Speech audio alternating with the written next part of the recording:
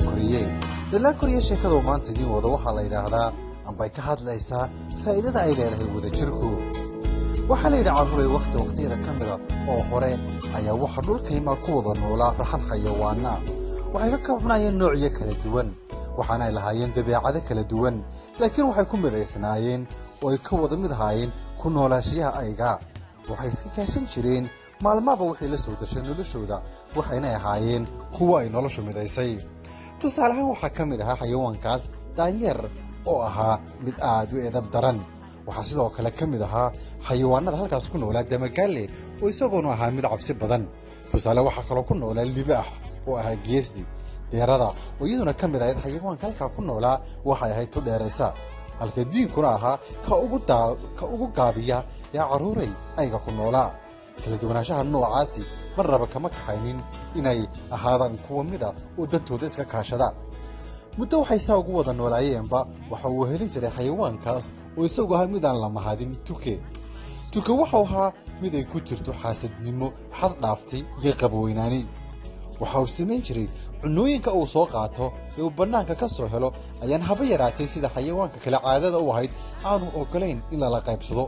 cidna wax kama sii jirin, iskaba dhaaf xataa inuu cid wax siiyee. mararka qaar ayaa carruuray waxa uu xadi jiray cunooyinka ay xayawaanada kale soo qaataan. arrintani waxay aad iyo aad u dhibtay xayawaankii ku noolaa duurka. waxay u adkaysan kari waayeen dabeecadaha qallafsan ee tuka leeyahay. intii dambe ayaa carruuray waxay xayawaanadii go'aansadeen go'aan oo ay qaateen in ay ka tashadaan waxay ka yeelayaan tuke. dacwo oo ka mid ahayd xayawaanada ku nool duurka, sidoo kalena ahayd mid iyadu aad u caqli badan, ayaa tala dheer kadib iyadu soo jeedisay in faraha looga qaado tuke oo iyadu edbin doonto. tuke ayaa sidai caadada ahayd maalin maalmaha ka mida waxa uu aygii la yimi rubuc amba xantoobo weyn oo jiiska la cuno ah. jiisku carruuray waa subag ama burcad la fadhiisiiyey. afka ayuu ku sitay, waxaanu la soo fadhiistay geed ku dhow goobtii ay ku noolaayeen xayawaanku. sidii caadada u ahayd ayaa markii uu ku hubsaday oo lugaha la helay jiro dallaan ka mida geedka waxa uu bilaabay cunista jiiskiisii. daawo oo in muddaaba goob aan ka fogayn kala socotay arrinkiisana eegaysay ayaa dhankiisa u soo dhowaatay. wayse soo hoos taagtay, markaasay tidhi maalin wanaagsan saaxiibkiow, maxay tahay waxaa tanaad maanta cunaysaa? inta uu dhulka abka saartay ayaa yidhi waxaani waa jiis, waa cunno macaan. waxay tidhi alla jeclaan lahaaye inaan dhadhamiyo inuun. waxau yidhi inta ku qoslay ayuu yidhi sidee ku dhadhamin kartaa? maba ogid sida aan ku soo helay iyo bahalkani sida uu qaaliga u yahay. bili'aadanka oo keliya ayaa haystaa. waxay ku tidhi yeelkeed sidaa doontaba ku soo hel oo waxaynu nahay raxan meel ku wada nool, wax cunna waynu wada leennahay.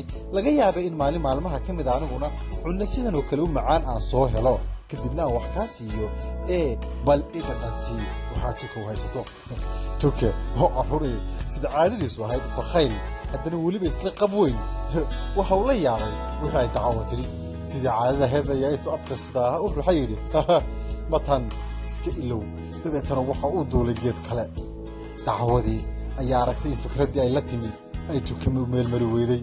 mar kale ayay fikirtay, waxay ka fikirtay sidii tuke ay maanta afka dhulka ugu dari lahayd. waxay markiiba ogaatay oo ay aragtay in tuke uu leeyahay qab weyn oo isku haysto inuu yahay kan isagu ugu wanaagsan ee duurka ku nool. waxay kaga daba tagtay geedkii kale uu joogay, waxaana tidhi ahaa waan kugu ciyaarayay, ima ogtahay dhab ahaantii waxaan kugu imid waxay tahay waxaan doonayey oo aan maqlay inaad tahay heesaaga ugu fiican ee aygan ku nool. dhab ahaantii xayawaanka duurka ku nool oo dhami codkaaga ayay jecel yihiin, way farxaan marka ay ku maqlaan. anigu si hore codkaaga uma maqal. haddaad ii heesta ka warran oo xayawaanka kalena ay codkaaga maqlaan anna aan uga sheekeeyo, runtii waa wax aad ii farxagaynaya. tuke oo ah nin aad u qab weyn oo runtii jecel in ummadda kale ammaanto, iskuna haysta inuu yahay kan ugu codka wanaagsan ama kama fadilan xayawaanka kale, ayaa markiiba waxa uu ilaabay cunnadii afka ugu jirtay. waxaa go'aan ku gaadhay inuu heeso. afka ayuu kala qaaday, markaasuu ku dhuftay codkiisii xaqiiqada marka laga hadlayo cidina aanay jeclayn, balse isagu weligii moodi jiray inuu yahay fanaanka duurka. markii uu ba afka kala qaaday ayaa cunnadii ka soo dhacday. Dacawo oo diyaar ahayd ayaa markiiba intay boodi afka u dhigatay, markaasay leeftay, markaasuu isna hoos u raaracay. weli waxa uu moodayaa in Dacawo ay heestiisa dhegaysanayso, laakiin intii qosashay ay tiri sababta cuntadaadii iyadoo iskeed iska socota afkayga soo gashay. markaasuu booday, dabeetana arkay in Dacawo ay khiyaantay oo wixii u jeeday aysan baan ahayn heestiisa balse ay doonaysay inay cunnada ka qaado. waxay tidhi idhegayso, jooji inaad isku qaadato inaad tahay kan ugu wanaagsan ee duurka ku nool. ogow waxay naga mid ah oo nolol nool kuwa adiga kaa wanaagsan iyo kuwa aad xataa ka wanaagsanaan karto. haddii aad dadka iska saarto kelida ayaa bannaanka tegi. waxay ka dhaqaaqday Dacawo isagoo halkii taagan. Tukana waxa uu arkay oo uu dareemay in xayawaan ka tashaday. waxuu maalinta qaatay go'aan, wuxuuna beddelay dabeecadihiisii qarribnaa. markiiba waxa uu sameeyey inuu cunno kala raadsho, waxaanuu la tegay kobtii iyo ayga xayawaanka kale ku noolaayeen. waxa uu sheegay inuu hadda laga bilaabo cidna uusan gaar uga fadilayn, wixii la soo wada helana sidii caadada u ahayd xayawaan oo dhan la wada cuni doono. halkaas ayaa Tuki waxa ku edbisay Dacawo. carruurey sheekadan waxaad ka baratay wadajirka iyo wada noolaashuhu macnaha uu leeyahay. ballaan koriye ayaa idiin soo teginayay.